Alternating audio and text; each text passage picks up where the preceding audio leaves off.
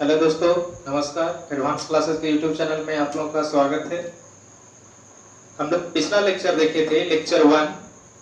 उसमें प्रकाश का प्रवर्तन हम लोग पढ़ रहे थे। तो प्रकाश के प्रवर्तन का लेक्चर 1 हम लोग पढ़ चुके हैं पीछे। जो लोग लेक्चर 1 नहीं देखे हैं वो सबसे पहले लेक्चर 1 जाकर के देखें और उसके बाद लेक्चर 2 देखें और उसके बाद लेक्चर 2 देखें, तो आपको ज्यादा समझ में आएगा और पीछे की बात छूटेगी भी नहीं। तो शुरू करते हैं हम लोग दूसरे लेक्चर में हम लोग सबसे पहले पढ़ने जा रहे हैं प्रकाश का प्रकीर्णन। क्या पढ़ने जा रहे हैं? प्रकाश का प्रकीर्णन। आप लोग देखते होंगे कि आकाश का जो रंग है वो नीला दिखाई देता है, समुद्र का जो रंग है वो नीला दिखाई देता है। जब सूर्योदय होता है यानी जब सूर्य उगता है, जब सूर्यास्त होता है यानी जब सूर्य डूबता है, तो दोनों समयों में आप देखेंगे कि सूर्य का रंग जो है लाल दिखाई देने लगता है। ये जो रंग जो आप लोगों को दिखता है, नीला रंग और लाल रंग, ये किसके कारण दिखता है? तो प्रकाश के प्रकीर्णन के कारण ही दिखता है। तो अब ये जानना बहुत जरूरी हो गया कि आखिर ये प्रकाश का प्रकीर्णन होता क्या है। तो प्रकाश का प्रकीर्णन क्या होता है, आप लोग समझें इस बात को। जब कभी भी सूर्य से प्रकाश की किरणें आती है तो वायुमंडल में छोटे छोटे कण उपस्थित होते हैं। हम लोग जानते हैं कि वायुमंडल में छोटे छोटे कण उपस्थित होते हैं और छोटे छोटे ये कण पर जब प्रकाश की किरणें पड़ रही होती है, जब सूर्य के प्रकाश की किरणें इस पर पड़ रही होती है, तो ये छोटे छोटे कण सूर्य के उस प्रकाश की ऊर्जा को अवशोषित करते हैं। उसकी कुछ ऊर्जा को ये अवशोषित कर लेते हैं और अवशोषित करने के बाद पुनः उसे फिर वायुमंडल में चारों तरफ फैला देते हैं। तो ये चारों तरफ फैला देने की ये जो घटना हुई सूक्ष्म कणों के द्वारा, इसी घटना को प्रकाश का प्रकीर्णन कहा जाता है। इसी घटना को क्या कहा जाता है? प्रकाश का प्रकीर्णन कहा जाता है। तो आप लोग हेडिंग बनाएं, प्रकाश का प्रकीर्णन। सभी लोग हेडिंग बनाएं, प्रकाश का प्रकीर्णन, जिसको अंग्रेजी में क्या कहते हैं हम लोग? Scattering of light. Scattering of light. उसके नीचे लिखें आप लोग,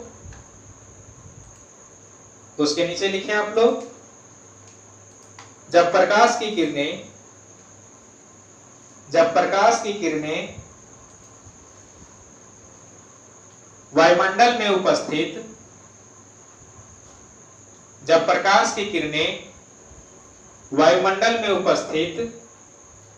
सूक्ष्म कणों पर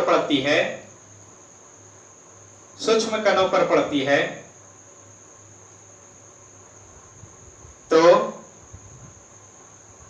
ये सूक्ष्म कण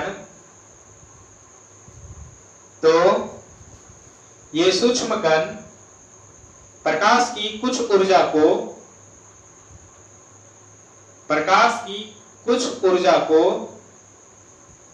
अवशोषित करके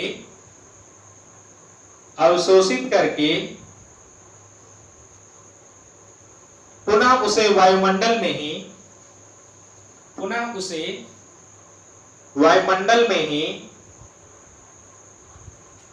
फैला देती है।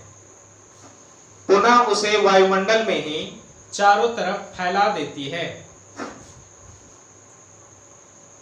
पुनः उसे वायुमंडल में ही चारों तरफ फैला देती है।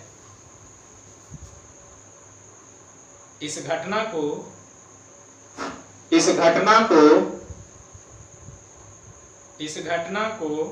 प्रकाश का प्रकीर्णन कहते हैं। इस घटना को प्रकाश का प्रकीर्णन कहते हैं। हो गया? अब आप लोग ये फिगर बना लेंगे।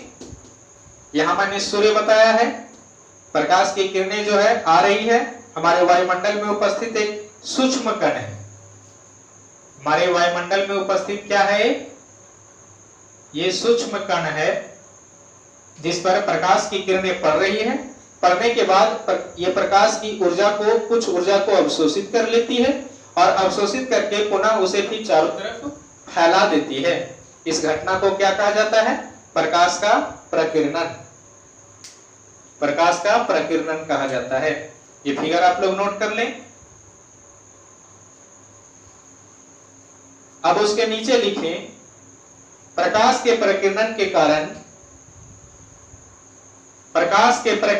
कारण होने वाली घटना। प्रकाश के प्रकीर्णन के कारण होने वाली घटना।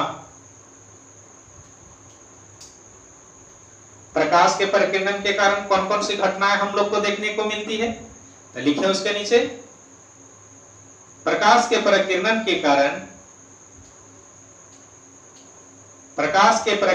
कारण निम्नलिखित घटनाएं देखने को मिलती है। प्रकाश के प्रकीर्णन के कारण निम्नलिखित घटनाएं देखने को मिलती है। प्रकाश के प्रकीर्णन के कारण निम्नलिखित घटनाएं देखने को मिलती है। पहला घटना कौन सा है? आकाश का रंग नीला होना। पहला लिखें, आकाश का रंग नीला दिखाई देना। आकाश का रंग नीला दिखाई देना। आकाश का रंग नीला दिखाई देना। अगर आपसे कोई पूछे कि आकाश का रंग नीला जो है वो क्यों दिखाई देता है, तो आप कहेंगे प्रकाश के प्रकीर्णन के कारण। क्योंकि आकाश का रंग नीला दिखाई देने का मतलब ये हुआ कि वायुमंडल में नीला रंग का जो प्रकीर्णन हो रहा है वो सबसे ज्यादा हो रहा है, जिसके कारण हम लोगों को आकाश का रंग जो है वो नीला दिखाई देता है। दूसरा लिखें, सूर्योदय और सूर्यास्त के समय सूर्योदय और सूर्यास्त के समय सूर्य का लाल रंग दिखाई देना। सूर्योदय और सूर्यास्त के समय सूर्य का लाल रंग दिखाई देना या सूर्य का लाल रंग दिखना। तीसरा लिखें, समुद्र का रंग नीला दिखाई देना। समुद्र का रंग नीला दिखाई देना। ये सभी घटनाएं किसके कारण होने वाली है? प्रकाश के प्रकीर्णन के कारण। अब हम लोग पढ़ेंगे प्रकाश के आर पार होने के आधार पर वस्तु के प्रकार। वस्तु के प्रकार हम लोग पढ़ने जा रहे हैं। हेडिंग बना दें सभी लोग हेडिंग बना दें। सभी लोग हेडिंग बना दें। प्रकाश के आर पार होने के आधार पर, प्रकाश के आर पार होने के आधार पर वस्तु के प्रकार।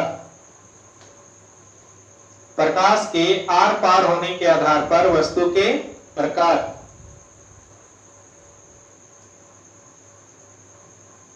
जैसे आप लोगों ने देखा होगा तो कुछ वस्तुएं ऐसी होती है जिससे प्रकाश बिल्कुल आर पार हो जाती है। कुछ वस्तुएं ऐसी होती है जिससे थोड़ी बहुत प्रकाश की किरणें आर पार होती है, और कुछ वस्तुएं ऐसी होती है जिससे तो बिल्कुल प्रकाश की किरणें आर पार होती ही नहीं है। जैसे पत्थर से आपने कभी देखा कि अगर आप बीच में पत्थर रख दें, बहुत बड़ा पत्थर है, और इधर से आप टॉर्च से लाइट जला रहे हैं पत्थर पर, तो क्या पत्थर के ऊपर लाइट जा पाती है? नहीं जा पाती। तो एक तो उस तरह की वस्तु हो गई जिससे प्रकाश की किरणें जो है वो आर पार बिल्कुल हो ही नहीं पा रही है। अब दूसरा वस्तु लेते हैं, जैसे घिसा हुआ कांच है या तेल लगा हुआ कागज आप लेते हैं। तो तेल लगा हुआ कागज में अगर आप टॉर्च मारेंगे तो बहुत थोड़ा लाइट जो है वो कागज के उस पार जाएगा। बहुत थोड़ा लाइट, पूरा का पूरा लाइट नहीं जाएगा। तो आपके सामने ये दूसरे तरह का वस्तु हुआ कि एक वस्तु आप लोगों को ऐसा मिला जिसमें थोड़ी प्रकाश की किरणें जो है या आंशिक रूप से प्रकाश जो है एक पार से दूसरे पार जा रही है। और आप तीसरा एक वस्तु लेते हैं, जैसे एकदम फ्रेश कांच लें आप, शीशा। एक आप शीशा ले और प्रकाश की किरणें अगर आप उस पे ऊपर मारते हैं, टॉर्च से आप लाइट जलाते हैं उसके ऊपर, तो प्रकाश की किरणें आसानी से आर पार हो जाती है। तो हमारे आसपास तीन तरह की वस्तुएं होती है प्रकाश के आर पार के आधार पर। एक वस्तु ऐसी होती है जिससे प्रकाश की किरणें पूरी तरह से आर पार हो जाती है, और एक वस्तु ऐसी होती है जिससे आंशिक रूप से प्रकाश की किरणें आर पार होती है, और एक वस्तु ऐसी होती है जिससे प्रकाश की किरणें बिल्कुल ही आर पार नहीं होती है। बिल्कुल ही आर पार नहीं होती है।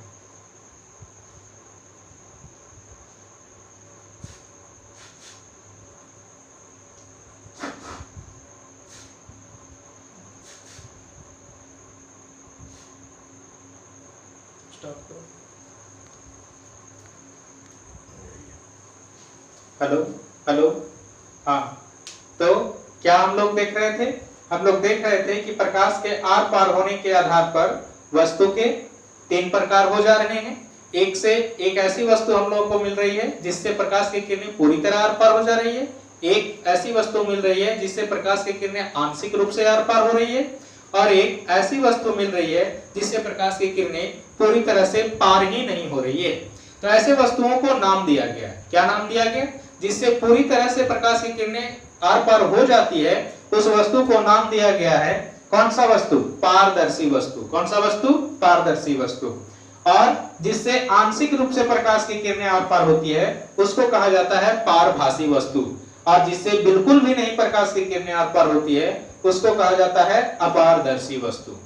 अपारदर्शी वस्तु के रूप में हम लोग एग्जांपल में देख सकते हैं, जैसे पत्थर हो गया, ईंट हो गया, ये सब जो वस्तुएं हैं इससे प्रकाश की किरणें जो है वो आर पार नहीं होती है।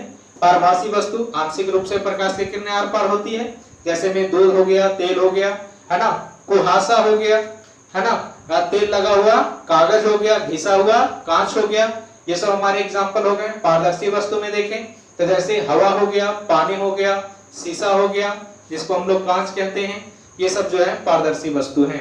तो आप लोग लिखें, हेडिंग बना दिए होंगे कि प्रकाश के आर पार होने के आधार पर वस्तु के प्रकार, तो उसके नीचे लिखें, आप लोग लिखें प्रकाश के आर पार होने के आधार पर, प्रकाश के आर पार होने के आधार पर, प्रकाश के आर पार होने के आधार पर वस्तु के 3 प्रकार होते हैं। वस्तु के 3 प्रकार होते हैं। पहला पारदर्शी वस्तु, बोर्ड पे लिखा हुआ है, पहला पारदर्शी वस्तु, अंग्रेजी में इसको ट्रांसपेरेंट मैटर कहा जाता है। अंग्रेजी में क्या कहते हैं इसको? Transparent matter. पहला हो गया पारदर्शी वस्तु, दूसरा लिखें पारभासी वस्तु, दूसरा पारभासी वस्तु, अंग्रेजी में इसको ट्रांसलूसेंट कहा जाता है, अंग्रेजी में इसे ट्रांसलूसेंट कहा जाता है। और तीसरा हो गया अपारदर्शी वस्तु, तीसरा हो गया अपारदर्शी वस्तु।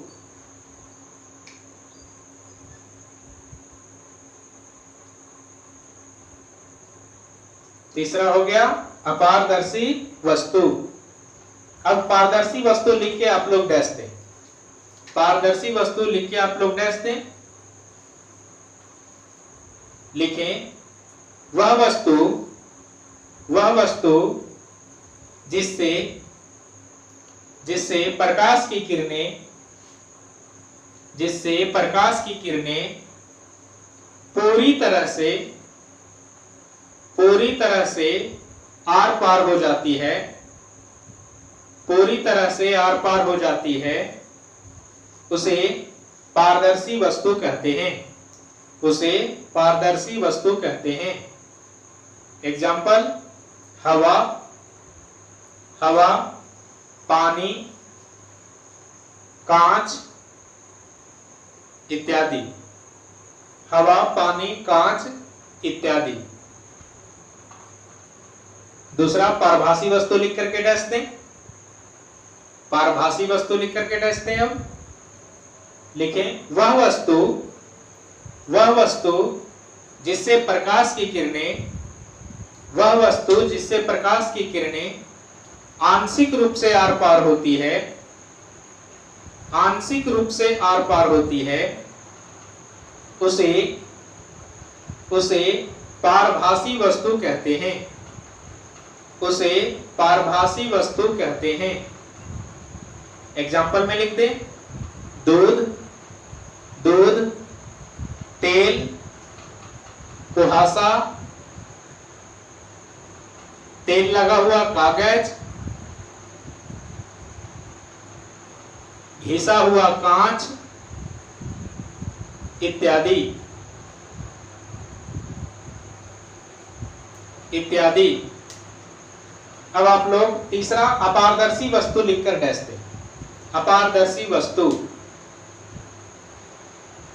लिखें वह वस्तु वह वस्तु जिससे प्रकाश की किरणें आर पार नहीं होती है, जिससे प्रकाश की किरणें आर पार नहीं होती है, उसे अपारदर्शी वस्तु कहा जाता है। उसे अपारदर्शी वस्तु कहा जाता है। एग्जाम्पल में लिख दें, पत्थर,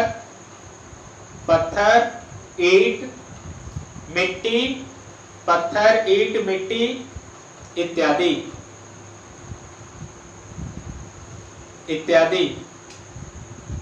तो इस लेक्चर में इतना ही। जिन लोगों को वीडियो पसंद आ रहा है वो चैनल को अगर सब्सक्राइब नहीं किए हुए हैं तो चैनल को सब्सक्राइब कर दीजिए। वीडियो पसंद आया तो लाइक कर दीजिए और जितना हो सके, ज्यादा से ज्यादा हो सके, आप अपने दोस्तों में, रिश्तेदारों में शेयर जरूर कीजिए। हम लोग आज प्रकाश के प्रवर्तन का दूसरा लेक्चर जो है वो देख लिए।